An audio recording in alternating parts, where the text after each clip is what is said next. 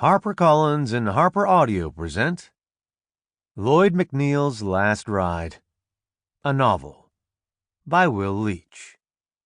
Performed by Chris Andrew Ciulla. To my family. Parenthood offers many lessons in patience and sacrifice, but ultimately, it is a lesson in humility. The very best thing about your life is a short stage in someone else's story. And it is enough. Michael Gerson. I never saw any of them again, except the cops. No way has yet been invented to say goodbye to them. Raymond Chandler. The Long Goodbye. Alive. 1.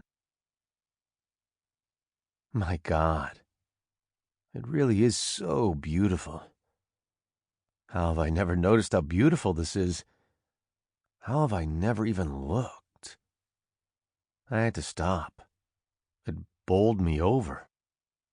I had pulled my cruiser over on the side of the freeway, right on I-85, one of the busiest interstates in the country, with pickup trucks and Teslas and big loud Harleys zipping by, all missing me by a few feet. I didn't put my lights on. I didn't stop a motorist. I really hadn't planned on doing anything at all. I was just looking up, like it was a normal day, and then I saw it, right there in front of me. And it was so beautiful that I had no choice but to swerve to the side of the road and stop. I mean, look at it. Millions of years ago, there was a cell. And that cell turned into a bacteria. And that bacteria became a fish. Or something like that. I think I remember it being a fish. And then the fish pulled itself out of the sea and started walking on 2 legs. And then after a while it became a monkey. And, well, fine, so maybe I don't have all the exact details of human evolution right. What do you want from me? I grew up in the American public school system in the 1980s. You're lucky I can put my finger on our country on a map. I'm doing my best. The point is that billions and billions of things had to happen over the scope of space and time for human beings to even exist in the first place. And then human beings had to be different from animals, smarter, or at least more inventive. They needed to be able to reason and use logic and understand object permanence and learn that they will someday die and invent tools and make machines.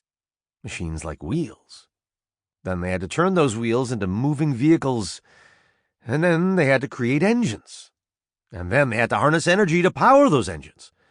And all that led to cars. Cars! When they had cars, they needed roads for those cars to drive on, because now people could go from their homes to their jobs from many miles away, but only if they could create a complex series of roads and exits and side streets and ramps and everything they might need to allow people to get from one place to another. They needed materials. They needed asphalt and concrete and metal. They needed all of that to make those roads. And then they needed scientists and geologists and architects to tell them where to build the roads and how to keep them from falling apart. And they needed to do this in every single place on the planet. Everywhere, all of the time.